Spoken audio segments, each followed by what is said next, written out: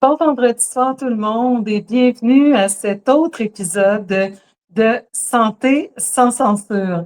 Mon nom est Chantalane Dumas, je suis naturopathe agréée, également formée en anthropologie médicale, mais surtout je suis l'instigatrice de ce webcast hebdomadaire qui couvre toutes sortes de sujets entourant la santé globale de manière critique, scientifique et bien sûr sans censure. Alors d'abord, laissez-moi débuter par vous souhaiter une excellente journée de la femme demain, samedi 8 mars. Je me suis fait reprendre aujourd'hui. Je savais que ça arriverait parce qu'on dit maintenant officiellement la journée du droit des femmes. Alors, j'ai gentiment dit à la follower du nom de Carmen que je ne voulais pas célébrer les droits, mais je voulais célébrer les femmes. Alors, je continue de dire bonne journée de la femme. Donc, en cette journée de la femme demain, j'ai voulu vous honorer en vous offrant gracieusement mon populaire webinaire J'ai mal à mes hormones. Donc, vous avez le lien dans l'entête de ce webcast. Vous l'avez également sur mes murs Facebook. Donc, à 10 heures demain matin, on prend notre café ensemble et on regarde pourquoi on a l'impression de devenir folle, qui est la phrase que j'ai entendue le plus souvent au cours de ma carrière. Mais je vais vous rassurer en vous expliquant que vous n'êtes pas du tout en train de devenir folle, qu'il y a simplement un important déséquilibre au niveau de nos hormones qu'on comprend malheureusement très mal. Alors, toujours dans la thématique des hormones, ce soir, on va parler de libido, particulièrement de libido féminine. Et on doit savoir que ce qu'on va dire ce soir, ça touche aussi les messieurs, non seulement parce que souvent, ils sont affectés par notre libido, mais aussi parce que ce qui a un impact sur la libido des femmes va aussi avoir un impact sur la libido des hommes. On a les mêmes hormones reproductives, les hommes et les femmes, simplement, on les a dans des proportions différentes. Donc, tout ce que je vais dire ce soir, ça concerne tout le monde, sauf les enfants. C'est le temps d'aller mettre les enfants au lit parce qu'on va parler de sujets d'adultes ce soir. Et encore dans la thématique des hormones pour le mois de mars, vous savez que le mois de février, c'était pour moi sous le thème de la santé mentale. Donc, je vous ai offert beaucoup d'événements en lien avec la santé mentale au mois de mars, puisque c'est la journée de la femme. Eh bien, j'en ai profité pour vous offrir ce webinaire demain, donc gratuitement, le webinaire J'ai mal à mes hormones de 10h à 11h30 à peu près, incluant la période de questions. Il n'y a pas de rediffusion possible parce que c'est un webinaire que normalement je vends. Donc, je ne veux pas qu'il circule librement, mais vous pouvez y assister demain gratuitement à condition d'aller vous inscrire. J'ai seulement 100 places de disponibles. Donc, allez le faire ce soir si possible ou en tout cas sinon très tôt demain matin pour qu'à 10 heures, on soit prête à débuter ce webinaire que je présente de manière ponctuelle puisqu'il y a toujours de la demande. Le 22 mars, je vous offre une super masterclass où j'ai comprimé en fait mon programme Équilibrer vos hormones naturellement, qui est normalement en 6 modules. Mais puisque je sais que tout le monde a de la difficulté à trouver le temps, à trouver l'argent pour faire des formations, particulièrement à ce temps-ci de l'année, j'ai décidé de faire un masterclass. Donc, en une journée, donc en 6 heures, on va couvrir les 6 modules du programme. Donc, au lieu d'avoir un samedi sur 2 pendant 12 semaines où on aura des matinées dédiées au programme. On va faire ça le 22 mars de 9h à midi. Ensuite, on prend une heure de pause et de 13h à 16h, on fait le deuxième bloc et on va couvrir tous les aspects, la question des tests, comment tester les hormones, les suppléments, les aliments à favoriser pour la santé hormonale, le mode de vie, la gestion du stress et réellement comment mettre ça en application. Alors, une super journée à ne pas manquer. Et le 22 mars, évidemment, puisque c'est un masterclass payant, vous allez recevoir les enregistrements et le document pour de l'écoute en différé. Donc, même chose, le lien d'inscription est dans l'entête de ce webcast ou encore sur mes murs Facebook, comme c'est le plus facile pour vous. Mais je vous demanderai de vous inscrire le plus rapidement possible parce que moi, quand j'arrive à quelques jours de l'événement, si je n'ai pas d'inscription, il arrive que j'annule et ensuite les gens sont déçus. mais vous attendez au dernier moment pour vous inscrire. Et l'autre ennui avec ça, c'est que si vous avez un problème, pardon, à vous inscrire et que vous faites ça dans les minutes, dans les heures qui suivent le début du masterclass, moi, je ne lis pas mes messages parce que je suis en préparation de la présentation, en train de tester le son et tout ça. Donc, c'est vraiment mieux de le faire le plus tôt possible si vous savez que vous ne voulez pas manquer ce super masterclass sur les hormones le 22 mars. Alors, on débute avec le programme de ce soir pour parler de libido ensemble. Qu'est-ce qui arrive vraiment? Qu'est-ce qui influence notre libido? Mais surtout, comment faire pour l'améliorer? Donc, on sait que le désir féminin, en fait, sous-tend toute la vie, puisque même les fleurs doivent s'ouvrir pour permettre aux abeilles de les polliniser. Et donc, une grande partie de notre alimentation provient de ce processus d'ouverture de l'énergie féminine. Donc, ça sous-tend réellement toute vie. Comment se fait-il qu'il y a un tiers des femmes âgées entre 18 et 59 ans qui avouent éprouver une baisse du désir sexuel? Il y a plusieurs raisons qui peuvent expliquer cela, mais vous allez voir que la plus importante est clairement le stress. Alors, qu'on ait un partenaire ou pas de partenaire, parce que ça, c'est un autre problème, la quantité de femmes célibataires, particulièrement en vieillissant, ça devient de plus en plus difficile d'être en couple, de trouver un partenaire intéressant. Donc, beaucoup de femmes se retrouvent seules, mais c'est pas parce qu'on est seul qu'on doit arrêter d'être active sexuellement parce que notre sexualité est intimement reliée à notre féminité, mais aussi aux principes créateurs qui s'expriment à travers nous. Donc, comment expliquer ça si c'est tellement important pour notre vie globale, pour notre santé globale, pour notre santé émotive également?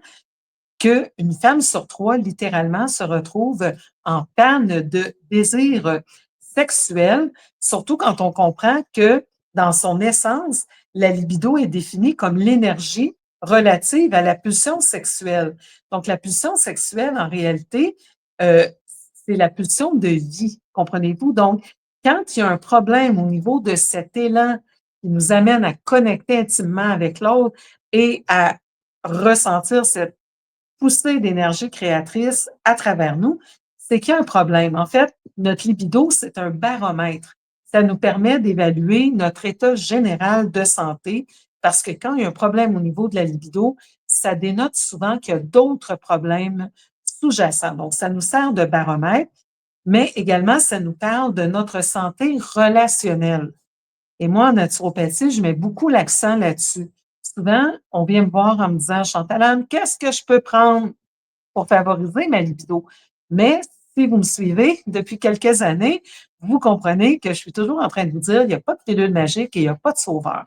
La santé, en fait, c'est un tout, c'est un ensemble et il y a plusieurs facteurs qui travaillent de concert pour justement favoriser que ce soit notre libido, notre santé émotive, notre santé immunitaire, notre santé nerveuse. Donc, il y a plusieurs facteurs qui convergent pour optimiser notre santé, dans ce cas-ci, dans notre libido.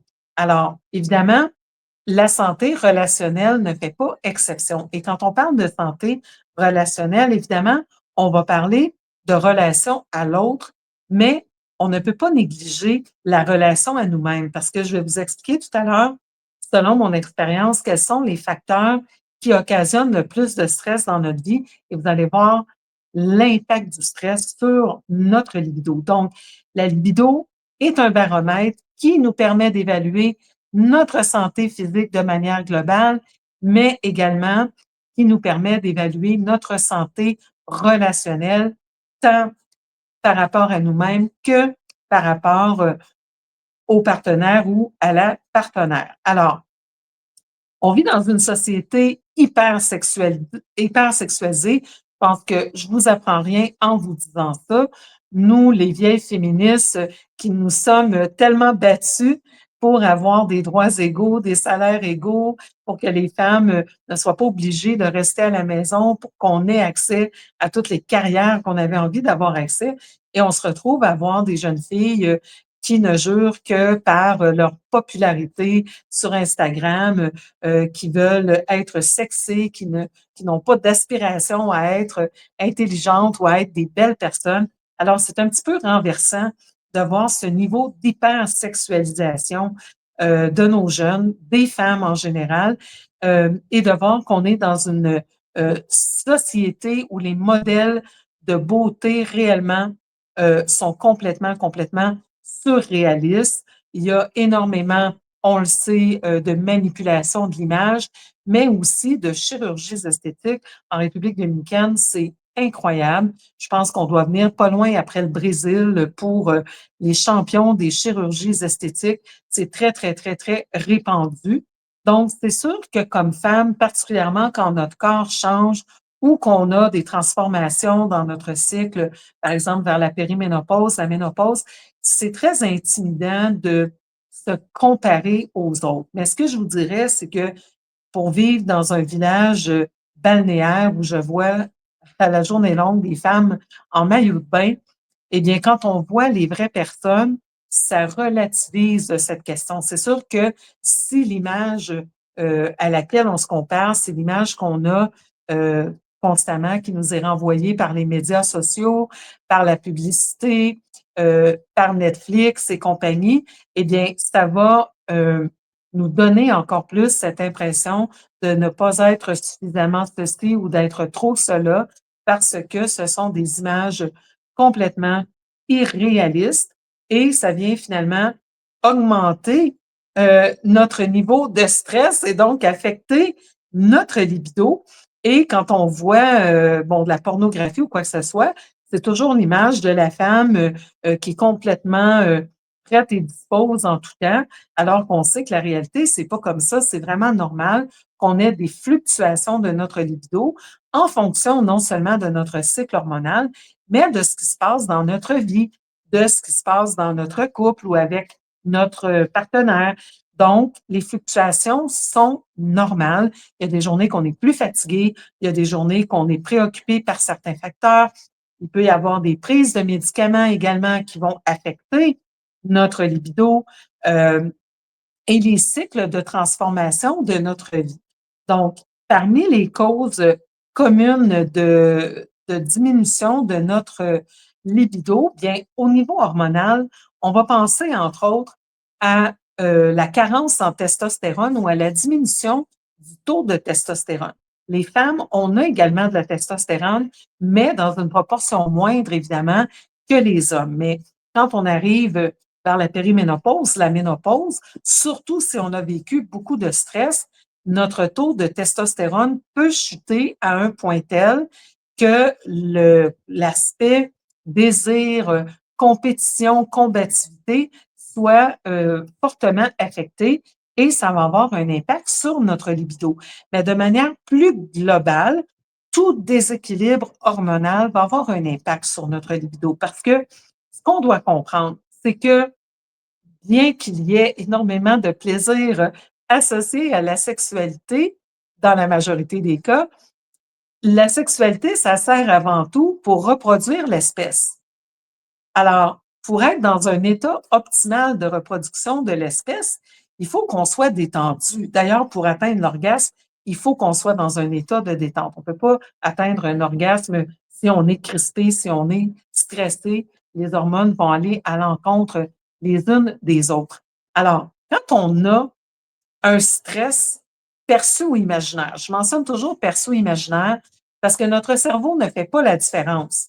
Si vous commencez à vous raconter une histoire que vous allez perdre votre emploi, qu'il est arrivé quelque chose à votre enfant ou à votre chum ou à votre blonde, peu importe, vous allez vous mettre à produire des hormones de stress. Donc, il y a un message qui est perçu par nos sens ou par notre cerveau qui passe d'une glande dans notre cerveau qu'on appelle l'hypothalamus, qui envoie un message à notre hypophyse, qui, elle, envoie un message à nos glandes surrénales de produire les hormones de stress que sont l'adrénaline et le cortisol. Alors, que le stress y soit réel ou imaginaire, le processus va être le même. Donc, juste avec nos pensées, on peut s'empoisonner d'hormones de stress.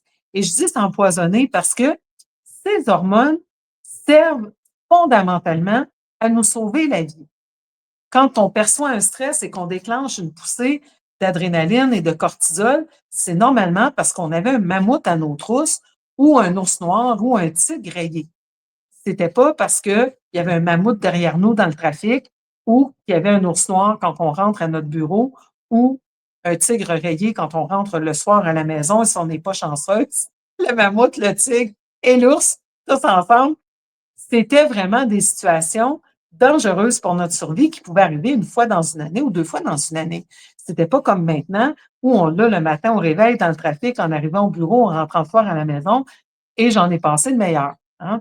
Donc, ces poussées d'hormones qui servent à nous sauver la vie, quand on les a de manière chronique ou en tout cas, heu, répétitive, elles vont commencer à avoir un impact très négatif sur notre corps. Parce que dans un contexte où on est en train de sauver notre peau, eh bien, toutes les fonctions qui ne sont pas absolument vitales en ce moment-ci, pendant qu'on est en train de se sauver du tigre rayé, qu'on se sauve ou qu'on lutte, parce que la réaction de stress, c'est la réaction de lutte ou de fuite, ou le cas échéant, d'inhibition de l'action. Donc, il y a une troisième réaction face au stress qui est on inhibe l'action, on gèle. Hein, ça nous est tous déjà arrivé où on arrive pour faire un discours en public ou quelque chose comme ça et tout d'un coup, on se souvient de rien.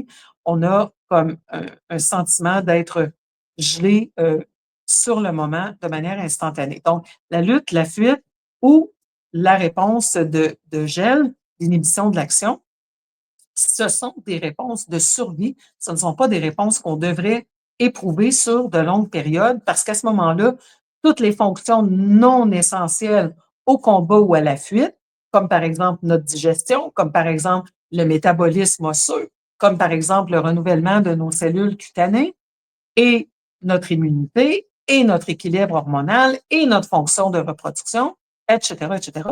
Ces fonctions, pendant que tu as un tigre rayé qui court après toi, ne sont pas absolument vitales. C'est cool d'avoir un bon système immunitaire, mais si tu te fais manger par le tigre, ça ne te servira pas à grand-chose. Même chose pour ta belle peau. Donc, tout ça se met à off le temps qu'on règle la situation de survie. Dans le cas où c'était un mammouth et un tigre 2 fois par année, il n'y avait pas de problème. Mais si maintenant on a le mammouth, le tigre et l'ours noir dans notre vie à tous les jours, eh bien, ça veut dire qu'on ne peut jamais digérer le Big Mac tranquille. Ça veut dire qu'on ne peut jamais renouveler nos cellules osseuses ou nos cellules de peau ou faire pousser nos cheveux ou notre immunité ou nous reproduire. Évidemment, si le corps perçoit de manière réelle ou imaginaire, encore une fois, qu'on est en état de stress et de survie, c'est pas le temps de se reproduire. Parce que quand vous êtes enceinte, vous ne pouvez pas vous sauver du tigre rayé ou de l'ours noir ou du mammouth. Quand vous êtes en train d'allaiter non plus.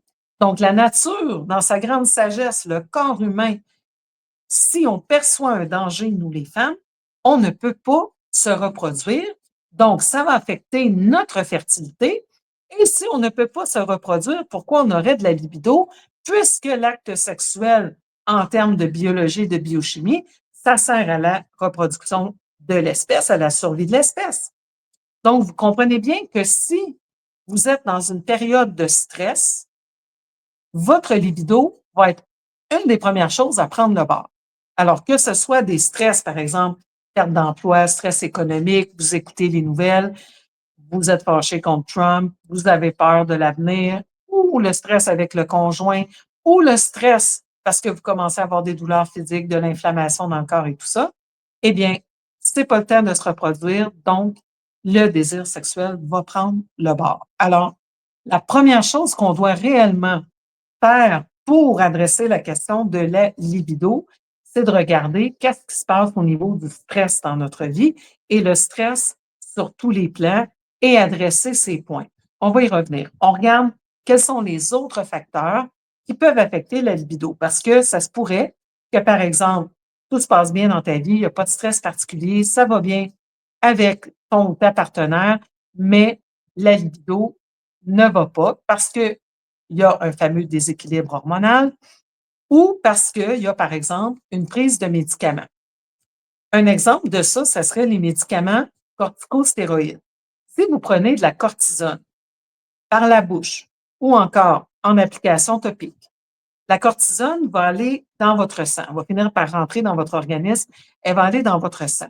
Et lorsque le corps voit qu'on a un taux de cortisone élevé, la cortisone, c'est une copie de laboratoire du cortisol que le corps fabrique, mais dans des doses beaucoup plus élevées que ce que le corps fabrique. Alors, les hormones dans notre corps fonctionnent, les hormones sont des messagers chimiques et fonctionnent par un mécanisme de rétroaction négative, c'est-à-dire que lorsque le taux chute, le message s'en va au cerveau pour dire on manque d'hormones.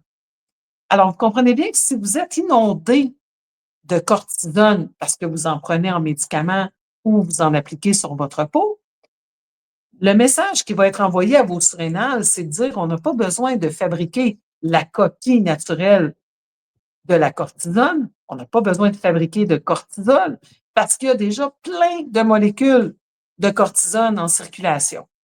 Donc, la production de nos hormones va être réduite au niveau de nos glandes surrénales. Et les fameuses glandes surrénales sont les glandes de l'adaptation dans notre corps, puisque ce sont les glandes qui font nos hormones de stress, cortisol, adrénaline, mais ce sont aussi les glandes donc, qui fabriquent cette molécule anti-inflammatoire qui est le cortisol. Donc, c'est une hormone de stress, mais c'est aussi une hormone anti-inflammatoire.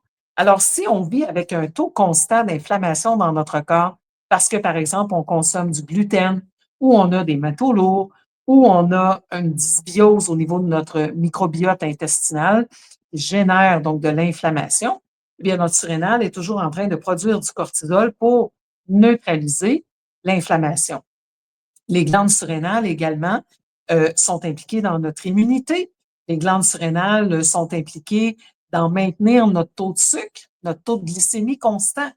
Donc, les surrénales, elles ont plein de fonctions dans le corps et elles doivent aussi gérer le cycle menstruel parce que quand on va en période de périménopause, c'est-à-dire dès qu'on commence à sauter des cycles menstruels, et pour beaucoup de femmes, ça va commencer dès l'âge de 30 ans, qu'on va sauter un cycle de temps en temps, eh bien, ce sont nos glandes surrénales qui doivent produire nos hormones sexuelles que sont estrogène, progestérone, éventuellement testostérone.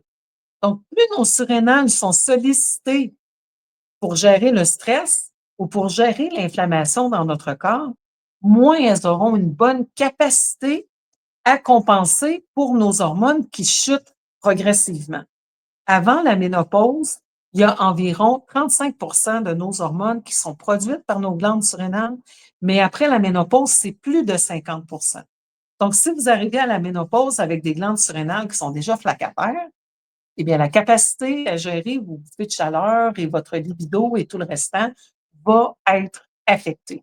D'où l'importance de commencer très tôt à mettre en place des techniques de gestion du stress sur lesquelles on va revenir dans pas long. Donc, des médicaments comme la cortisone peuvent affecter notre libido.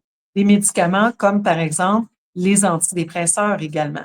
L'antidépresseur va stabiliser l'humeur, mais en empêchant d'aller trop bas dans l'humeur, on empêche aussi d'aller trop haut. C'est vraiment comme un stabilisateur. Donc, dans beaucoup, beaucoup de cas, ça va affecter la libido. Ça va affecter la libido aussi parce que très souvent, ce sont des médicaments qui vont nous faire prendre du poids, autant la cortisone que les antidépresseurs. Il y a plein d'autres troubles, par exemple comme l'hypothyroïdie, qui peut faire prendre du poids et qui peut également affecter notre libido. Donc, c'est pour ça que je vous dis, la libido, c'est un peu un baromètre de notre état de santé, mais aussi de notre état relationnel, la relation à soi, mais aussi la relation à l'autre. Alors, si on prend des médicaments, par exemple, cortisone, antidépresseurs, non seulement leur action biochimique va interférer avec notre libido, mais le fait qu'elles vont nous faire prendre du poids, affecter notre image corporelle et notre estime de nous-mêmes, ça peut affecter également notre libido. Il y a des choses aussi comme l'alcool, certaines drogues, par exemple le cannabis, qui vont interférer avec la libido. Ensuite, au niveau de la santé mentale, on a parlé de la dépression, mais évidemment, toutes les questions relationnelles, les traumas non résolus, On sait qu'il y a une femme sur 3 au Québec qui a été victime d'abus sexuels, de violences, et cetera, et cetera. Donc, c'est sûr que ces mémoires dans notre corps, dans notre mémoire, peuvent avoir un impact au niveau de notre libido également, et certaines situations peuvent réactiver ces mémoires, d'où l'importance de faire un travail en résolution de trauma. Donc, il y a vraiment beaucoup, beaucoup, beaucoup de facteurs qui peuvent affecter notre libido, nos préoccupations, quelque chose de pas gentil qui a été dit le matin par notre chum quand il est parti au travail, peu importe. Alors, ce qu'on doit retenir, c'est que pour que la femme puisse éprouver de la libido, elle doit se sentir bien, elle doit se sentir en sécurité parce que dès qu'on produit des hormones de stress, ça vient court-circuiter la production de nos hormones sexuelles, de nos hormones qui favorisent notre libido. Donc, c'est vraiment très, très, très important. Ensuite, on parle souvent de la baisse de désir qui vient avec la ménopause. Et pour être en pratique clinique avec les femmes et les hormones depuis 27 ans, je dois vous dire que malheureusement, dans certains cas, c'est vrai, parce que quand il y a une trop importante diminution des estrogènes, on a un amincissement de la paroi vaginale et un assèchement également, ce qui fait que la pénétration peut devenir très douloureuse. Mais c'est pour ça qu'on a accès à différentes plantes, mais aussi aux hormones bioidentiques qui peuvent nous donner un sérieux coup de main de ce côté-là. C'est certain que si les relations sont douloureuses, si ça devient une source de conflit dans le couple, eh bien, on va les anticiper de manière négative et ça va affecter la libido. Donc, c'est vraiment très important qu'on ait une bonne santé au niveau de nos organes génitaux, de nos organes de manière générale dans la zone génito-urinaire. Parce que de la même façon, si par exemple on a des infections vaginales, des vaginites à répétition ou des infections urinaires à répétition, eh bien, ça peut être décourageant d'avoir une relation, soit parce qu'on a peur d'en développer une, ou soit parce qu'on a un changement au niveau de nos odeurs ou de nos sécrétions. Alors, c'est vraiment important de prendre un grand soin de notre santé génito-urinaire, qu'on ait un partenaire, qu'on n'en ait pas. Des fois, je vois des femmes un petit peu renoncer à tout ça, me dire, oh, bah, de toute façon, ça ne sert à rien et un petit peu lâcher prise ou abandonner ses chakras inférieurs. Mais c'est vraiment important parce que, comme je vous dis, c'est pas juste au niveau de la sexualité, mais c'est au niveau de notre énergie vitale et de notre énergie créatrice. Donc, c'est important d'entretenir cette espèce de feu sacré dans la zone génito-urinaire. Il y a toutes sortes de techniques pour ça que j'enseigne souvent dans les ateliers que je présente, les ateliers, par exemple, de déesse en folie. Je devrais en avoir cet été au Québec. On aura en avril, probablement fin avril, début mai, une semaine de DS en République dominicaine à laquelle je vous convierai. Je vais partager sous peu l'information et on apprend à travailler, par exemple, avec les ujjads, à faire certains exercices de yoga pour favoriser la tonicité de notre muscle pelvien et tout ça. Donc, c'est important de maintenir la circulation énergétique et la santé de nos organes reproducteurs. Parce que c'est sûr aussi, imaginez s'il n'y a aucun mouvement dans ces zones-là de votre corps, ça veut dire qu'il n'y a pas de circulation sanguine. Et la circulation sanguine, elle vient apporter de l'oxygène, elle vient apporter des nutriments et elle vient aussi extraire les toxines qui se retrouvent dans la région. Donc, s'il n'y a jamais de mouvement parce qu'il n'y a pas d'activité sexuelle avec ou sans partenaire, si c'est stagnant dans ces zones-là de notre corps, eh bien, évidemment, il va y avoir une atrophie, il va y avoir quelque chose qui va se passer. Vous savez qu'on dit, par exemple, que nos dents de sagesse sont rendues excédentaires parce que comme on n'use pas nos dents, parce qu'on mange une alimentation très molle maintenant comparativement à nos ancêtres, eh bien, nos dents ne s'usent pas et ces dents qui venaient servir de backup à notre dentition sont rendues inutiles. Ben, c'est un peu comme ça dans la nature. If you don't use it, you lose it. Vous ne l'utilisez pas, vous le perdez. Donc, si vous n'avez jamais de mouvement jamais de circulation énergétique et donc lymphatique et donc sanguine dans votre zone génito-urinaire, ça va être très difficile d'éprouver du désir parce que aussi, vous allez avoir une espèce de sentiment de déconnexion de cette partie-là de votre corps. Donc, c'est vraiment important de continuer d'avoir du mouvement. Donc, on parle souvent qu'il y a une diminution de la libido en arrivant avec la ménopause. Je vous dirais que il y a aussi tout un portail culturel euh, qui, nous, qui, nous, euh, qui nous entoure en Occident où on pense qu'avec l'âge vient toute une panoplie de fatalités. Alors, sauf pour ces quelques femmes qui ont un problème de sécheresse vaginale et d'atrophie vaginale qu'on peut régler avec les hormones bioidentiques de manière vraiment pas compliquée, eh bien, ces femmes-là vont souffrir. Mais pour toutes les autres, en fait, ce qu'on voit, c'est qu'il peut y avoir même une augmentation, non seulement du désir, mais des sensations et donc euh, de l'envie de faire l'amour. Donc, il y a quand même, je ne vous le cache pas, une diminution de la testostérone qui peut aller jusqu'à 50 si on compare quand on est dans la vingtaine et quand on est dans la cinquantaine. Donc, on peut avoir une chute jusqu'à la moitié de notre testostérone. Mais la testostérone, c'est oui l'hormone associée à la libido, mais comme je vous dis, c'est une question d'équilibre hormonal. Et savez-vous quelle est la meilleure chose à faire pour augmenter la testostérone? C'est l'activité physique. Alors, en faisant de l'activité physique, on augmente la testostérone et ça, j'ai des patientes et des patients qui ont testé et qui ont démontré qu'on peut vraiment augmenter la testostérone avec la pratique d'activité physique régulière. Mais en plus, on va faire circuler l'énergie, le sang dans nos organes reproducteurs. Donc, ça va vraiment favoriser l'activité sexuelle. Donc, on dit, comme je le mentionnais, que les femmes d'âge mûr peuvent éprouver encore plus de plaisir en faisant l'amour. Et il y a des explications logiques à ça. D'une part, en vieillissant, normalement, on se connaît mieux. Hein? Et on n'a plus besoin d'épater la galerie, là.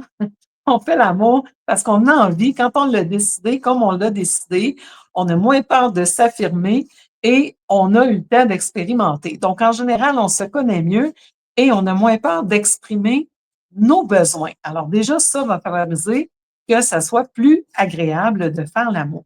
Ensuite, on n'a plus peur de tomber enceinte et on n'a plus besoin de prendre des moyens de contraception comme la pilule, comme le stérilet, qui viennent avec des hormones et qui peuvent aussi, donc, endormir d'une certaine façon notre libido. Ça modifie notre taux d'hormones, la pilule contraceptive, le stérilet. Donc, ça peut affecter négativement notre libido. Alors, évidemment, en vieillissant, on n'a plus ces préoccupations, on n'a plus la peur de tomber enceinte non plus. Donc, ça devient plus agréable, plus relax d'avoir des relations sexuelles. Alors, il faut vraiment pas tomber dans ce mythe largement répandu du déclin sexuel associé avec la ménopause. C'est pas du tout validé scientifiquement, c'est plutôt, comme je disais, un portail culturel. Il y a aussi que on vit dans des sociétés où l'âgisme prévaut et donc où on pense qu'une femme passée 40 ans, très souvent, il n'y a plus de bons rôles intéressants au cinéma, il y a beaucoup de difficultés au niveau de l'employabilité et on a, à un moment donné, cette impression très désagréable de devenir invisible. Hein. On entre dans une pièce, on est habitué que les hommes nous regardaient et là, on passe un petit peu plus low profile et moi, je me constate depuis que j'ai entendu Sharon Stone, la magnifique Sharon Stone, parler de ce phénomène en entrevue. Alors, je me dis, si Sharon Stone se sent invisible, qui suis-je moi pour être heurtée de mon invisibilité en vieillissant? Donc, je pense aussi que cette question de l'âge est vraiment un portail culturel à tous les niveaux. L'âge, c'est ce qu'on dégage. Il y a des femmes plus jeunes qui n'attirent pas plus le regard quand elles entrent dans une pièce que des femmes plus âgées. Ça vient vraiment avec ce qu'on dégage, ça vient vraiment avec euh, comment on se sent à l'intérieur de nous, avec notre estime de nous-mêmes et tout ça. Donc, pour moi, cette question de la diminution de la libido avec l'âge, comme je vous dis, dans certains cas, elle peut être justifiée. Sinon, il n'y a pas de validation scientifique de ce mythe. Un autre facteur, par contre, que je dois mentionner, messieurs, vous ne l'aimerez pas, c'est qu'on va souvent remettre sur le dos de la ménopause. Elle a le dos très large en passant. La ménopause, c'est probablement la situation, je ne veux pas dire la maladie, parce que la ménopause est une étape de vie, c'est pas du tout une maladie en ce qui me concerne. Donc, mais c'est la condition qui a probablement le dos le plus large parce que tout y passe, tout est blâmé sur la fameuse ménopause. Mais là, il faut dire que dans beaucoup de couples, la femme a enduré, et c'est ça le bon mot, des relations sexuelles qui étaient plus ou moins agréables, où elle n'était pas satisfaite, pas entendue, et rendue à la ménopause, elle a une excuse additionnelle pour ne pas nécessairement se soumettre, c'est pas drôle de parler comme ça, mais c'est une réalité, aux relations sexuelles régulières. Et on doit le dire aussi, il y a beaucoup d'hommes qui se laissent aller à la ménopause. Il y a des femmes aussi. Il y a des femmes aussi. Mais je vous le dis, pour vivre à destination, je vois régulièrement des femmes de 50 ans et plus qui sont très jolies, très coquettes. Les Québécoises, on a une bonne réputation en termes de bien nous vêtir, de prendre soin de nous-mêmes. C'est peut-être pas 100% du temps, peut-être qu'à moins 40 l'hiver, vous avez votre pyjama en flanelle, puis vos gougounes, puis bon, tu sais, mais en général, on prend soin de nous. Et il y a beaucoup d'hommes, vu l'éventail de choix au niveau des femmes qu'ils ont, qui se laissent aller. Donc, si vous avez des hormones qui déclinent, vous êtes plus stimulé dans votre couple, votre chum se laisse aller, vous le trouvez franchement plus bien beau, il ne fait pas d'efforts, les érections laissent à désirer, ben, on comprend qu'on va dire, ah oui, c'est la ménopause qui fait que j'ai plus de libido, alors qu'en réalité, c'est tous les autres facteurs qui viennent avec. Mais c'est comme à chaque fois qu'il y a un homme, et je vais parler de ma situation qui est celle que je connais, mais je suis sûre que c'est vrai pour d'autres femmes qui m'écoutent. Mais la situation où il y a des hommes qui nous crousent et qu'on peut voir leur page Facebook, on voit leur femme, on voit leur petite famille, ils nous crousent, donc on est très consciente que ces messieurs ont une femme. Et l'excuse, c'est toujours que oui, mais ma femme, elle aime pas ça, le sexe.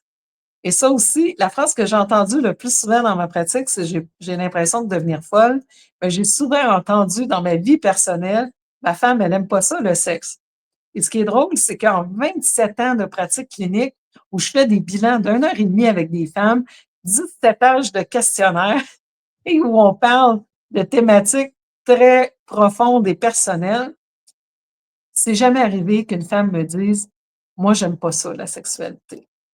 Il arrive des moments de vie, il arrive avec un partenaire, il arrive qu'il y a des traumatismes, mais c'est jamais arrivé que quelqu'un me dise: «Moi, j'aime pas ça, la sexualité». Mais entendre tous les hommes qui veulent être, heu, qui veulent tromper leur femme, tous les hommes qui cherchent, d'autres femmes, ils ont toujours une femme qui aime pas la sexualité. Alors moi, je les retourne toujours en disant: «Ben, ça serait plutôt peut-être qu'elle aime pas ça avec toi, mais pas nécessairement qu'elle aime pas ça, la sexualité». Alors il y a tout cet aspect-là qui est souvent balancé sur le dos de la ménopause parce que c'est tellement plus facile de dire: «Ma femme aime pas ça le sexe, ma femme a sa ménopause, elle veut plus faire l'amour», que de commencer à regarder: «Est-ce que je suis encore attirant et est-ce que je fais encore des efforts?» Et cette même femme qui aimait apparemment pas la sexualité, qui est apparemment ménopausée, quand elle retombe sur le marché et qu'elle trouve un homme qui lui plaît, ben, tout d'un coup, elle se met à aimer ça, la sexualité, et pourtant, on retourne pas en arrière avec la ménopause. Donc, c'est là qu'on voit que l'aspect relationnel est quand même très important au niveau de la question de la libido féminine.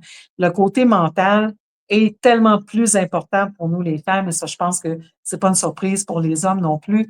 On dit souvent qu'on commence à faire l'amour avec une femme le matin en sortant les vidanges avec les petits textos qu'on va envoyer durant la journée, tout ça, parce que c'est justement tout ça qui nous met dans cet état de connexion, de confiance, d'être plus détendu. C'est sûr que si vous arrivez, puis vous avez tout laissé à la traîne, puis elle doit tout faire ça avant de préparer le souper, s'occuper des enfants, tout régler, et puis vous pensez que qu'elle va arriver dans la chambre à minuit épuisée et qu'elle va avoir l'énergie d'une déesse grecque, ben vous allez peut-être avoir des mauvaises surprises. Donc, le problème, c'est pas la libido, c'est la gestion du mode de vie qui va avoir un impact à ce moment-là sur la libido. Donc, vraiment, il faut éviter de tomber dans ce portail culturel qui veut que la ménopause soit un facteur inéluctable de baisse de la libido. Ce n'est pas toujours le cas. Et comme je vous dis, il y a même des études qui montrent que les femmes ont encore plus de plaisir sexuel en vieillissant. Donc, qu'est-ce qu'on va faire maintenant qu'on sait que le stress a un rôle important, que certains médicaments qui peuvent avoir un impact, que le manque d'activité physique, les lacunes au niveau relationnel ou certains traumas peuvent réduire la libido, qu'est-ce qu'on va faire? En pratique, ce que je fais, c'est toujours d'aller adresser la question du stress dans un premier temps, aller voir c'est quoi le niveau de stress dans une échelle de 1 à 10, 10 étant le maximum. Et là, si on a un taux de stress élevé, il va falloir qu'on adresse ça en priorité, surtout s'il n'y a pas d'autres facteurs comme la prise de médicaments ou tout ça qui peuvent expliquer la baisse de la libido. Alors pour moi, je vous parle souvent de la question de la fracture entre l'âme et la personnalité. Je pense, ma croyance personnelle, c'est qu'on vient au monde avec une mission de vie. La mission de vie, c'est pas toujours notre carrière. Ça peut être d'autres façons dont on exprime notre lumière. Mais on vient au monde pour réaliser notre potentiel d'une façon ou d'une autre. Et il arrive que pour appartenir à notre tribu, dans un premier temps à notre famille, à notre culture, à notre environnement, à notre milieu de travail, on va se déconnecter de cette mission d'âme pour laquelle on s'est incarné pour endosser une personnalité qui va être acceptable dans notre famille, dans notre milieu, etc. Par exemple, si tu es un gars qui vient d'un milieu de construction, mais toi, tu as un âme d'artiste, tu es venu pour être musicien. À chaque fois que tu parles de musique, tu te fais ridiculiser, tu te fais traiter d'homosexuel, tu te fais dire qu'on ne peut pas gagner sa vie comme ça. Tu vas peut-être mettre ton grand désir et ça, pourquoi tu es venu dans ce monde de côté pour te dédier à la construction. Mais ta supraconscience va essayer de te ramener à ton alignement via différentes possibilités. Je prends l'exemple de Julio Iglesias. Julio Iglesias, qui était un joueur de soccer. Éventuellement, il y a eu un accident, il s'est scrapé un genou et évidemment, pour lui, sa carrière était finie. Mais sur son lit d'hôpital, pour se désennuyer, il a commencé à jouer de la guitare et à chanter. Et Julio Iglesias est devenu Julio Iglesias qu'on a tous connu comme étant un chanteur. Alors, la vie l'a ramené à sa mission. Alors, on peut le faire en étant en introspection, en allant voir en dedans de nous, c'est quoi qui vibre, c'est quoi qu'on veut vraiment faire. C'est une manière beaucoup plus douce de se ramener à l'ordre que d'attendre que la vie provoque des événements qui vont nous ramener un petit peu de manière forcée, puis des fois de manière un petit peu catastrophique à notre mission de vie. Donc, c'est sûr que plus on est dans cet état d'éparpillement, où à tous les jours, on doit endosser une personnalité et un mode de vie qui n'est pas en alignement avec notre âme, eh bien, cette fracture entre l'âme et la personnalité va créer un énorme stress dans notre organisme, mais va aussi attirer toutes sortes de situations compliquées pour essayer de nous raligner. Alors, c'est vraiment important de vivre le plus possible en harmonie. Il faut vraiment que qui on est en dedans de nous, notre âme, nos pulsions, soient alignés avec nos pensées, avec nos paroles et avec nos actions.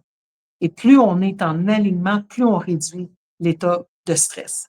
Parce que quand on est en alignement, on a une zone de marge, on a une petite marge de manœuvre où on peut vivre des événements et on va retrouver notre état d'homéostasie, notre état d'équilibre.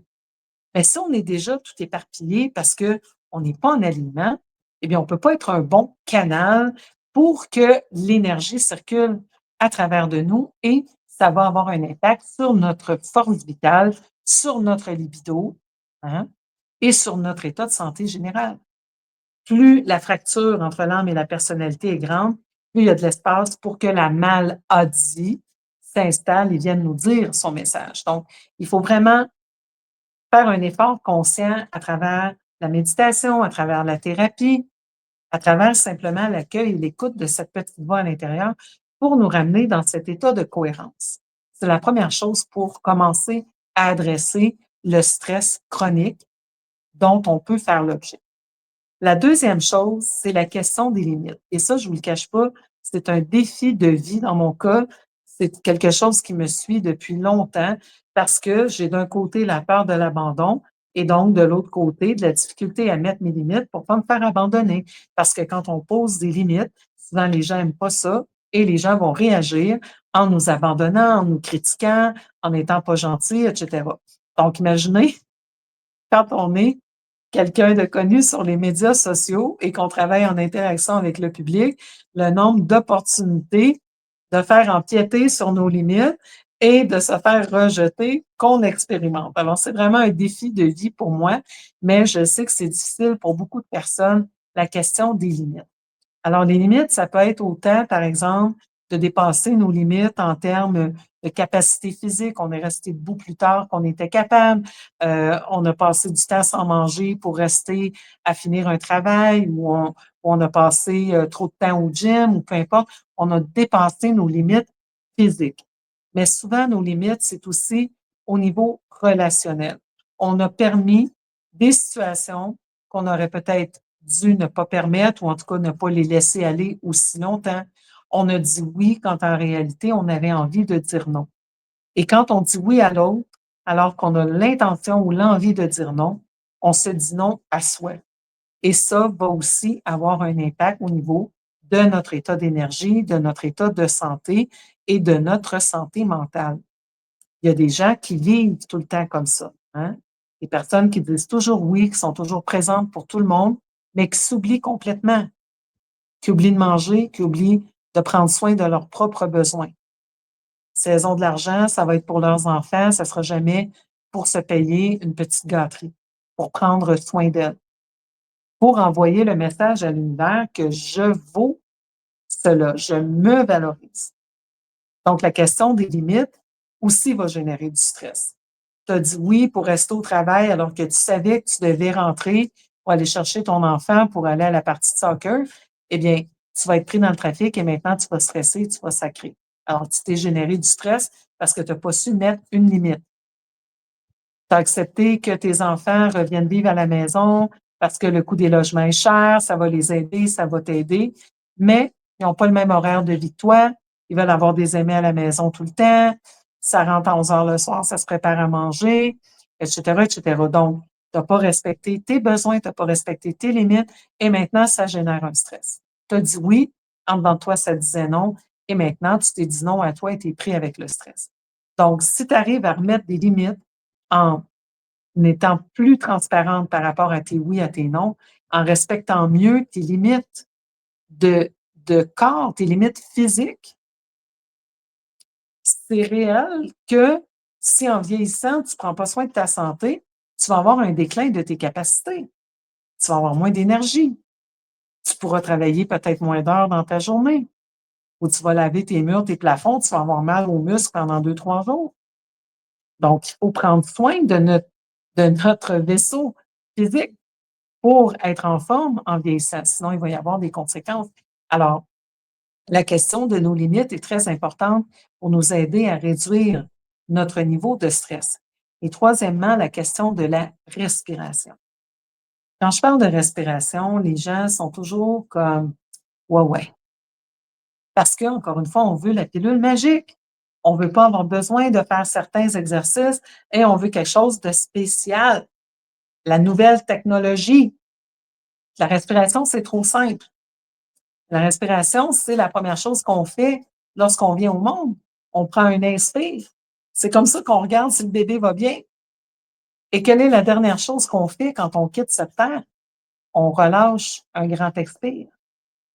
Et donc, entre les deux, normalement, on est supposé inspirer, expirer. Mais la première chose qu'on fait quand on a un stress, c'est de bloquer notre respiration. Ah! On est surpris. Ah! On a bloqué la respiration. Et quand on bloque la respiration, ça envoie le message à notre cerveau qu'il y a du stress. Donc, si constamment, vous ne respirez pas de grandes respirations lentes et profondes, votre cerveau est toujours en train de penser que vous êtes en train de vous sauver du mammouth, de l'ours noir ou du tigre rayé. Donc, la question de la respiration, elle est super importante. La connexion entre notre cerveau et le reste du corps, ça se fait via le nerf vague. Et le nerf vague est directement influencé par notre respiration. Le système nerveux a deux branches, le sympathique et le parasympathique. Le sympathique, c'est la branche qui va être en hyperactivation quand on est en stress. Et le parasympathique, c'est la partie qui contrôle les battements cardiaques et tout ça, sur laquelle on n'a pas un contrôle direct. Donc, c'est encore une fois le nerf vague qui va créer l'équilibre entre le système nerveux sympathique et parasympathique. Et la meilleure façon de tonifier et de reprendre le contrôle sur le nerf vague, c'est via la respiration. Alors, il y a toutes sortes d'exercices de respiration, des respirations yogiques, etc., qui existent sur le marché. Ma préférée, c'est la cohérence cardiaque. Il y a un institut aux États-Unis qu'on appelle le Heart Math Institute, donc Heart comme cœur, math comme mathématiques, qui a fait un paquet de tests parce qu'on utilise un appareil qui mesure la cohérence cardiaque, donc l'alignement entre nos fréquences cardiaques et nos respirations.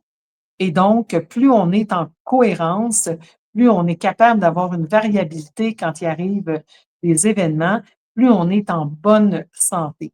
Et donc, ils ont des milliers et des milliers de cas répertoriés. Ils ont pu sortir des chiffres très intéressants. Et on voit qu'en pratiquant la cohérence cardiaque, non seulement on devient de meilleurs manifesteurs, donc si on pratique la manifestation, l'état de cohérence cardiaque est vraiment très bon. Ça nous permet de mieux gérer le stress et donc de favoriser la libido, de favoriser l'équilibre hormonal, de favoriser notre immunité. On peut même modifier la longueur des télomères. C'est les petits embouts sur nos gènes qui indiquent notre âge biologique. Donc, en pratiquant la cohérence cardiaque de manière régulière, on a un impact même à ce niveau. Et c'est extrêmement facile. Vous pouvez télécharger plein d'applications ou des vidéos sur YouTube de cohérence cardiaque. Et ce qui est important, c'est la régularité. Donc, il faut faire 5 minutes 3 fois par jour. 5 minutes le matin au réveil, 5 minutes durant la journée et 5 minutes le soir. Vous mettez ça sur votre téléphone et tout ce que vous avez à faire, c'est de respirer en suivant les petits ballons qui montent et qui descendent à toutes les 5 secondes. Et vous allez comme ça rétablir l'équilibre entre vos deux branches de votre système nerveux. Donc, c'est vraiment la manière la plus efficace. C'est complètement gratuit. Vous pouvez faire ça n'importe où, à n'importe quel moment. Il n'y a aucune contre-indication. Donc, on dirait presque que c'est trop beau pour être vrai, mais pourtant, c'est ça qui fonctionne le mieux. Vous pouvez prendre un paquet de suppléments pour calmer votre système nerveux. Vous pouvez vous adonner à des techniques très compliquées, payer des gourous, des gros montants d'argent. Mais comme je vous dis, la première chose qu'on fait, c'est inspirer. La dernière, c'est expirer. Et la respiration, c'est ce qui contrôle réellement notre système nerveux. Donc, c'est la meilleure façon de réguler notre système nerveux. Évidemment, si vous ne mettez pas des bonnes limites en place, si vous apprenez pas à dire non, si vous ne sortez pas les vampires énergétiques de votre vie, ou si vous n'arrivez pas à être en alignement, vous allez faire de la cohérence, de la cohérence, de la cohérence, et ça va être difficile de maintenir un état où vous n'êtes pas stressé. Mais au moins, ça n'aura pas d'effet secondaire et ça ne coûte rien. Mais vraiment, les étapes dans l'ordre où je vous les ai mentionnées. Donc, l'alignement, notre cohérence entre notre âme et notre personnalité, poser des limites saines et pratiquer des exercices de respiration comme la cohérence cardiaque. Ensuite, au niveau alimentaire, qu'est-ce qu'on peut faire? Les protéines vont être importantes. Les bons gras vont être importants et une alimentation le plus possible à base de plantes. L'alimentation à prédominance végétale va nous apporter des précurseurs de l'oxyde nitrique. Donc, les nitrates, c'est pas les mêmes nitrates qu'il y a de rajouter dans la nourriture, c'est celles qui sont naturellement présentes, par exemple, dans les betteraves, dans les légumes verts feuillus. Ces précurseurs de l'oxyde nitrique vont favoriser la circulation dans notre corps et donc vont permettre une meilleure irrigation de nos organes génitaux. Alors, ça va favoriser qu'on ait plus d'oxygénation, plus de nutriments qui sont apportés dans nos organes génitaux. Les protéines vont servir de transporteurs pour nos hormones. Donc, c'est important de viser 1 gramme de protéines par kilo de poids corporel. Et les bons gras sont super importants. évidemment éviter les médicaments qui bloquent l'absorption des gras, puisque nos hormones sexuelles sont faites à partir du cholestérol.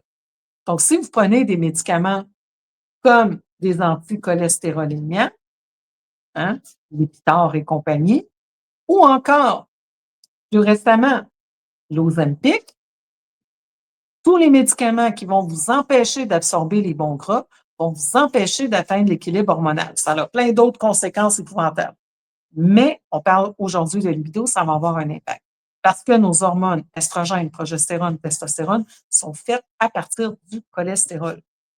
Donc, j'ai une émission qui s'appelle Le mythe du cholestérol. Allez la chercher sur ma chaîne YouTube. Mon nom, cholestérol, vous allez la trouver.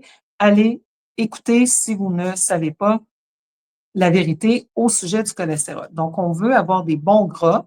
On va en trouver, par exemple, dans les œufs biologiques, le poisson sauvage, par exemple, comme le saumon sauvage.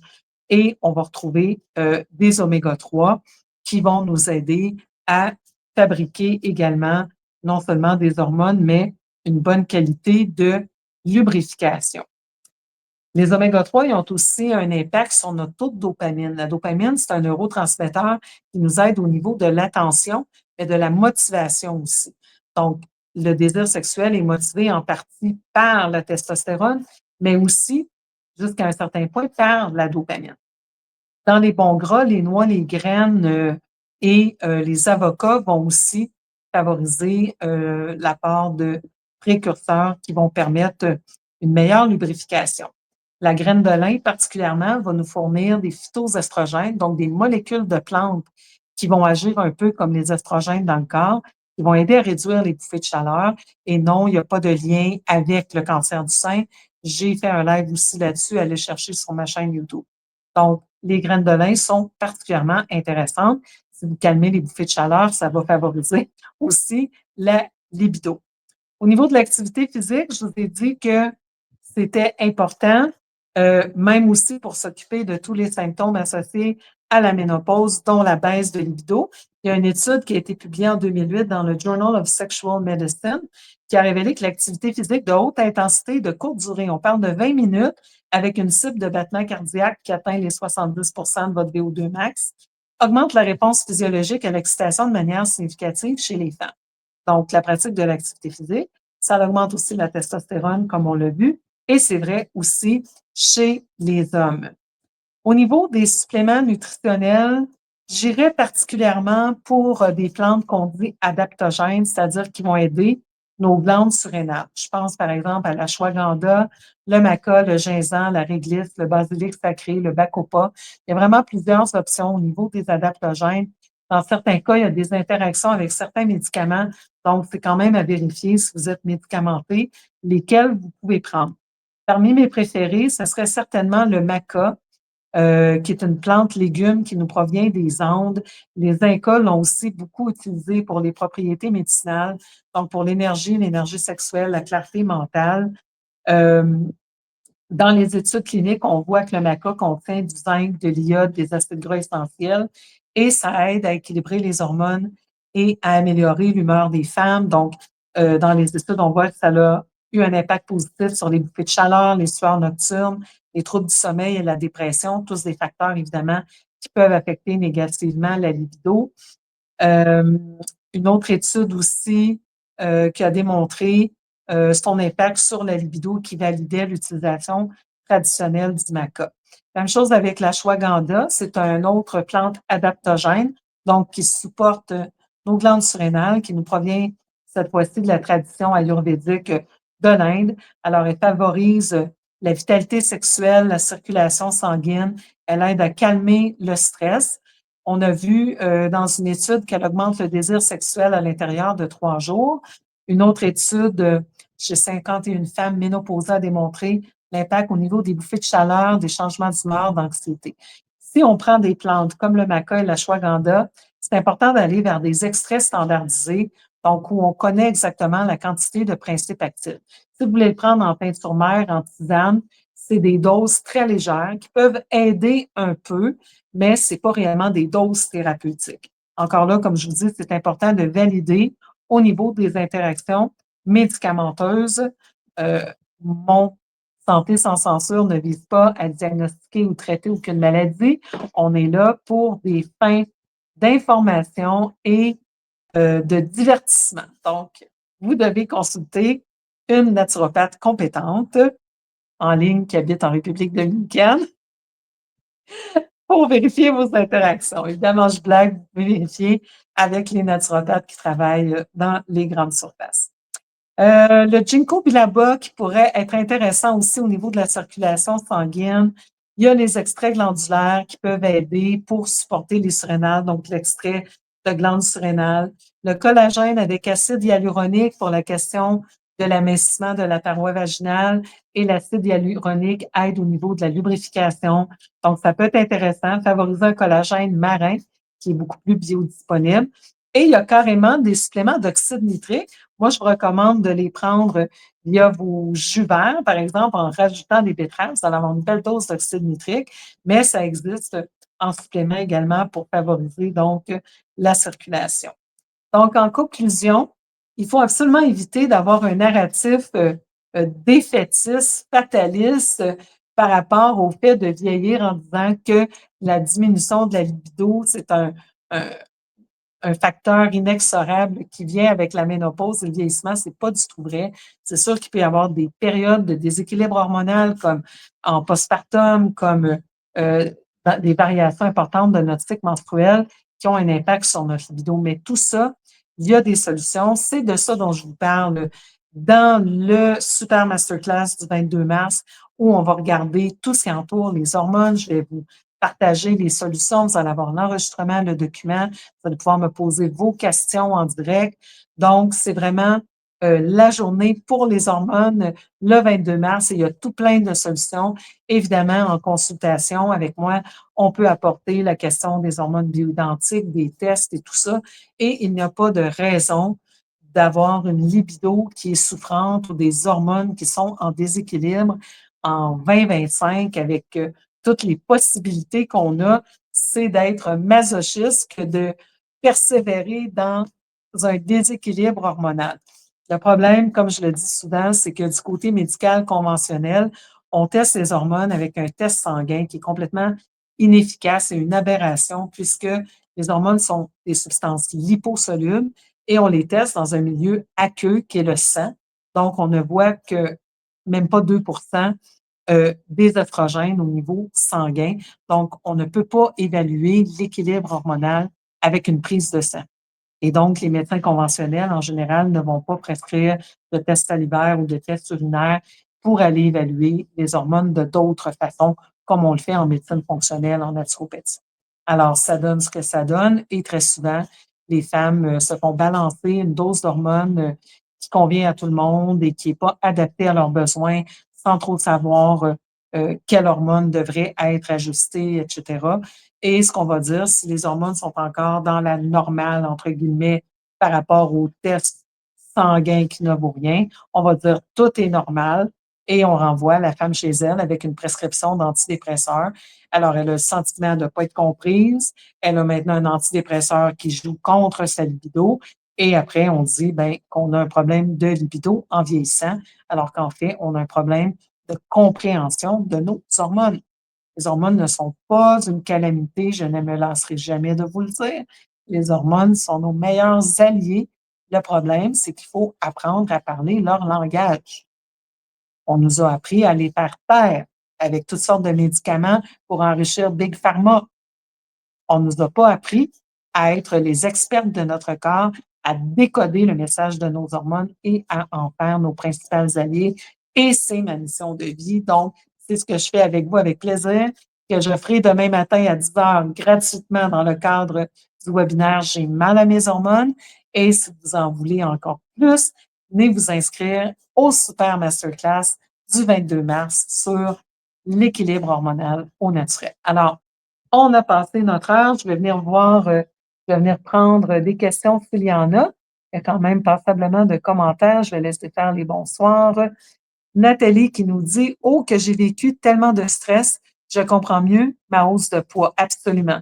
Parce que quand on a un taux de cortisol élevé, le sucre qui devrait être utilisé va être stocké et on va se ramasser avec, à ce moment-là, une surcharge de poids, très souvent au niveau abdominal. Donc, quand on voit vraiment que le corps est à peu près normal, mais que la prise de poids est dans le ventre, on sait tout de suite que c'est une prise de poids associée au stress.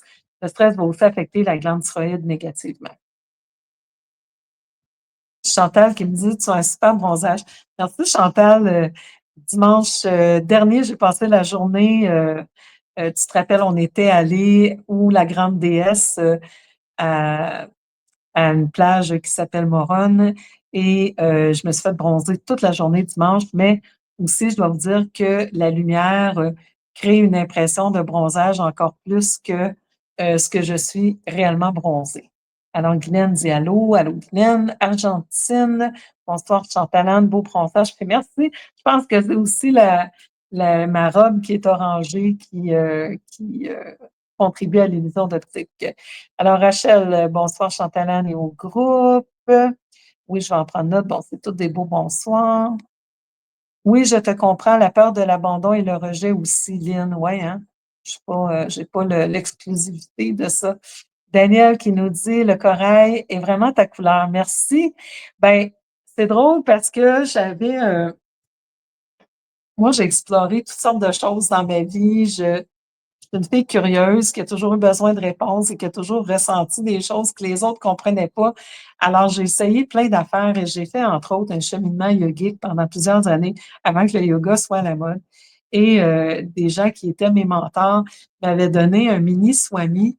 Et vous savez qu'en Inde, les swamis, donc les espèces de prêtres, d'une certaine façon, euh, portaient cette couleur. Et donc, c'est des gens en général qui n'avaient rien. C'était une couleur ocre qu'ils faisaient avec le curcuma et tout ça.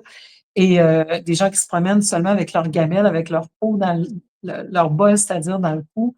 Euh, et les gens leur donnaient à manger parce qu'ils apportaient la chance et la bonne parole dans les maisons.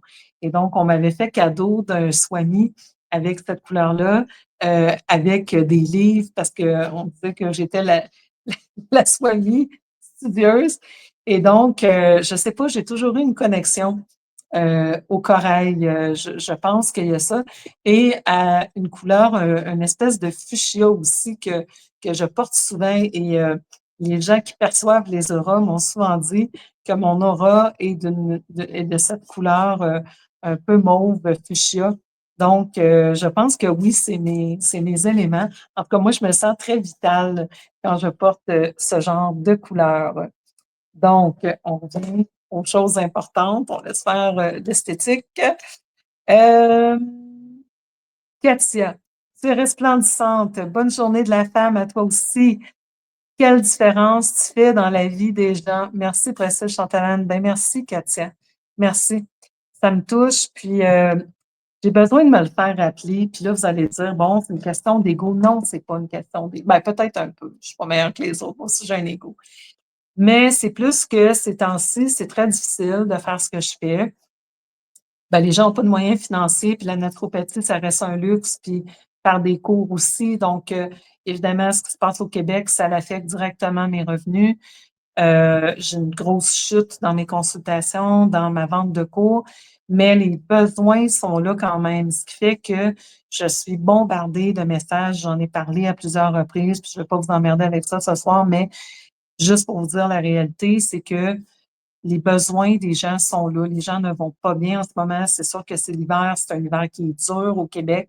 La situation économique, les médias avec leurs conneries de guerre, le Parti libéral qui est en course en réalité contre Trump au lieu d'être en course contre Poilievre.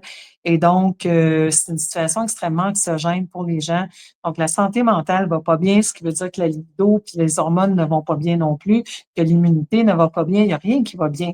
Alors, les besoins sont là, mais les ressources économiques, les ressources de temps sont pas aussi disponibles. Alors, qu'est-ce qui arrive? Moi, je suis en avant, je suis facilement disponible parce que les gens peuvent m'écrire. C'est difficile d'avoir un rendez-vous avec votre médecin. Ah, mais je vais demander à Chantal-Anne. Donc, je suis bombardée de toutes sortes de messages, mais les gens, en même temps, ne veulent pas payer mes services ou ne peuvent pas payer mes services, ce qui fait que ça devient extrêmement difficile. C'est rendu anxiogène maintenant pour moi. Et donc, il y a des journées où j'ai carrément envie de tout abandonner ou de me dire, ben, je vais arrêter d'offrir des choses gratuitement. Quand je passe une journée à préparer un live, ben, c'est une journée que je pourrais passer à faire quelque chose qui me donne de l'argent, vous comprenez bien. Alors, il y a des journées où j'ai carrément envie d'abandonner parce que ça devient de plus en plus difficile de vivre ce niveau d'insécurité financière pour moi, de rien avoir, de pas savoir de quoi demain sera fait. Et donc, des fois, j'ai envie d'abandonner carrément et de faire autre chose ou de me trouver un emploi dans le pharmaceutique ou de, tu sais, pour gagner ma vie. Alors, quand vous me rappelez que je fais une différence dans votre vie, ça, je le vois comme des messages de l'univers de ne pas abandonner. Et quand j'ai eu des moments, parce que ça, comprenez bien que 27 ans de pratique clinique comme naturopathe au Québec, j'ai eu des hauts et des bas. Et à chaque fois que je me disais, je vais être obligée de laisser aller à la clinique, j'ai pas d'argent pour payer mon loyer, arrivait un miracle, arrivait quelque chose, avait une rentrée d'argent, arrivait quelque chose et à chaque fois, j'ai tiré mon épingle du jeu. Donc, je pense que la vie essaie de me soutenir dans mes missions. Et en fait, ce que vous faites quand vous me partagez ce que je fais pour vous, ben, d'une part, vous me permettez, dans certains cas, d'utiliser l'information pour faire du marketing, ou d'autres personnes vont voir, ah, j'ai consulté avec Chantalane, je me suis débarrassée de tel problème, etc.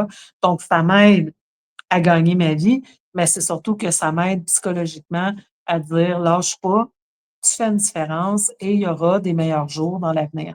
Alors, c'est ça que ça fait quand vous nous dites des commentaires positifs. Parce que on a beau être forte, là, on a beau avoir une boîte d'outils, mais vous savez que je vis toute seule ici. Et donc, dans des situations pas toujours évidentes, et ici, à tous les jours de ma vie, ce qu'on a, c'est des insultes parce qu'on n'a pas voulu aller prendre un drink avec un touriste, euh, des insultes parce qu'on n'a pas pris le temps de répondre à quelque chose, une grande historique médicale que quelqu'un nous envoie par message. Il faut être conscient aussi que moi, j'ai constamment l'épée de Damoclès du Collège des médecins au-dessus de la tête.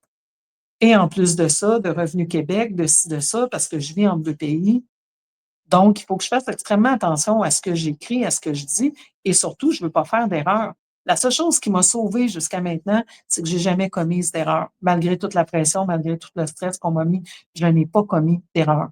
Mais quand vous m'écrivez à n'importe quelle heure du jour, à n'importe quel endroit et que je me sens pressionnée de répondre, je pourrais faire une erreur. Et c'est pour ça que je refuse de le faire. Mais il y a des gens qui comprennent pas ça. Et parce que je ne leur ai pas donné leur petite minute de gloire, ben, ils se permettent de m'envoyer promener, de m'insulter. Et il n'y a pas personne pour autant outillé qu'on le soit qui peut vivre à ne recevoir que du négatif, surtout quand on est dans une situation d'isolement comme la mienne. Donc, vos messages, vous pensez peut-être pas que ça a une grande importance parce que vous vous dites, ah, elle a 15 000 followers, ça fait une énorme différence. De la même façon, quand vous lancez votre venin sur un blogueur, une blogueuse, vous savez pas dans quel état on est quand on reçoit ça. Et ça peut faire une différence très importante, très négative.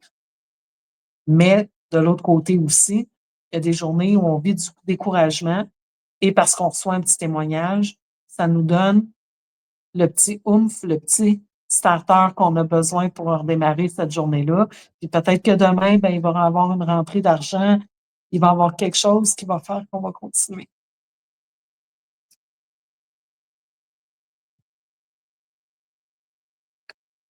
Bon, alors le restant, ça tourne pas mal autour de mon bronzage. Ben, je pense que c'est pas mal ça, les commentaires pour ce soir, les amis. Je vous invite, non, mais il y a des nouveaux commentaires. Attendez un instant. Merci, toujours intéressant, très apprécié. Bonne soirée. Merci, Louise. Marie-Ève, merci, Chantalane, d'être aussi authentique. Tu es inspirante. Marie-Ève, qui est une collègue naturopathe. Merci, Marie-Ève, d'être là. Euh, J'adore tes lives, Chantalane. Merci de ta générosité. C'est toujours très intéressant et instructif. Crème, ça tombe bien fin hier soir. Ça tombe bien fin. Liliane, tu fais une grande différence dans la vie de toutes les personnes qui te suivent. Merci, Liliane. Aussi, qui travaille dans mon industrie. Rachel aussi, une autre naturopathe. La bienveillance a pris le bord, malheureusement. Tellement, tellement, tellement. Éric, chaque chose en son temps. Un pas de plus chaque jour. Ben, c'est ça, je me dis. Hein? Une journée que Hold on, on te garde. Rachel Saint-Pierre qui dit. Ben oui, c'est ça, hein, on est tous dans le même bateau, là. Comme je dis, il y en a qui ont des cabines de luxe, puis il y en a qui sont plus dans le fond de la cale du navet. On est tous dans le même bateau en ce moment. On est affectés de différentes façons, mais on a un temps pas facile à traverser. Mais moi, je suis convaincue, convaincue, convaincue qu'on a choisi de s'incarner ensemble, notre gang, notre famille d'âmes, à ce moment-ci de l'histoire humaine. Si on regarde, là, vous regardez le nombre de naissances et depuis les 100 dernières années, il y avait comme toujours même pas 1 million. Puis là, il y a 100 ans, on est monté à 8,2 milliards. Il y a quelque chose pourquoi toutes ces âmes-là sont incarnées en même temps. On va être aux premières loges pour assister à cette transformation qui est en train de s'opérer au sein de la société. Il y a une gang qui retarde, une gang qui retarde le groupe, comme je dis souvent. Je ne sais pas ce qui va arriver. Je ne sais pas s'ils vont se transformer eux autres avec. Des fois, j'ai plus l'impression qu'ils ont pris des canaux de secours, puis nous autres, on est restés dans le bateau, là. Ou nous autres, on a pris les canaux de secours, je ne sais pas. Mais j'ai vraiment cette impression qu'il y a une grande, grande division, l'impression de revivre la pandémie. Les virus ne marchaient plus. Ils ont essayé avec les variants, etc. Ça n'a pas trop pogné. Et puis là, ben, ils ont trouvé un autre virus qui s'appelle Trump, hein. Donc, c'est toujours la même question de problème, réaction, solution, entre guillemets. Alors, les gens qui nous traitaient de racistes, de fascistes, maintenant, c'est Go Canada. Ils n'ont rien compris de qui est Mike Carney. Ils n'ont pas compris que c'est la même chose que Trudeau. Puis au lieu de focusser, c'est toute la merde que ce parti, je devrais dire, c'est Trudeau, là, je pense que le parti n'avait pas grand-chose à dire, à quel point ils ont mis le Canada dans la merde, comment ils nous ont vendu aux mondialistes qui ont l'agenda socialiste, à quel point on a été vendus en petites pièces. Et donc maintenant, on veut que le gros méchant loup, ça soit Trump pour essayer de gagner des votes. Et ça fait la job parmi les gens qui croient les narratifs, les mêmes qui suivaient les flèches à l'épicerie. Apparemment, Sam me disait aujourd'hui que maintenant, ils suivent les petits logos des produits québécois. Fait que, on a changé le narratif, mais finalement, c'est toujours la même grande manipulation qui était là. Et 5 ans plus tard, les gens n'ont pas compris. C'est encore la même division, c'est encore la même intolérance, la même impatience, les mêmes peurs qui font que les gens sont comme des poules pas de tête, inhibition du cortex préfrontal, donc ils sont en stress chronique. Pas de libido, évidemment. Alors, si on faisait l'amour plutôt que la guerre, ça irait beaucoup mieux dans notre monde. Mais comme on dit souvent, tout le monde veut mourir, mais personne. C'est-à-dire, tout le monde veut aller au ciel, mais personne ne veut mourir. Donc, on veut tous la pilule magique et le sauveur. Personne veut faire le travail de fond. Mais moi, je pense que ceux qui sont dans la conscience, ceux qui marchons dans notre lumière, notre gang d'âmes, notre famille, ben, on est là pour assister à une métamorphose, une transformation de l'humain, pendant que certains vont marcher vers le transhumanisme. Je pense que d'autres, on va conserver, un petit peu comme on a conservé l'ADN humain intact en refusant les injections géniques expérimentales. On va refuser de s'implanter des puces électroniques de l'identité numérique et on va conserver la race humaine. Tous les chercheurs, tous les grands auteurs inspirés comme Greg Braden, par exemple, en parlent beaucoup, que la journée où on commence à s'implanter des biologics, ce qu'ils appellent donc des substances comme ça dans notre corps, que ce soit le graphène, qui est un excellent conducteur, ou tout autre matériau qui peuvent servir d'interface, on interfère avec notre divinité. Donc, je pense que c'est la mission des âmes comme moi, comme vous, c'est de conserver l'humain, de préserver la race humaine telle qu'on la connaît présentement, pendant que d'autres vont s'en aller vers le transhumanisme. Je pense que c'est ça qu'on est venu faire, entre autres. Et donc, il est dit dans la Bible, entre autres, que, par exemple, les oiseaux ne se soucient pas de ce qu'ils auront à manger, hein, ni les fleurs, ni toute la nature, et que nous, qui sommes les créatures ultimes, on devrait aussi être garanti notre survie. Alors, il faut faire confiance au processus, même les journées où c'est difficile. Tout finit toujours par passer. C'est une période de transition qui est longue, qui est tough, qui est décourageante, mais une chance qu'on ça, puis il faut garder les yeux sur la petite chandelle au bout du tunnel, puis éventuellement rejoindre nos chandelles pour faire des faisceaux lumineux. On est là, on est dans le bateau, alors il faut ramer. On n'a pas d'autre option parce que si on revient, ça va être pire. Donc, lâchons pas, gang, courage, et on se retrouve demain matin 10 heures pour J'ai mal à mes hormones et le 22 pour équilibrer vos hormones naturellement de Super Masterclass. Bon week-end tout le monde. Bonne journée de la femme demain.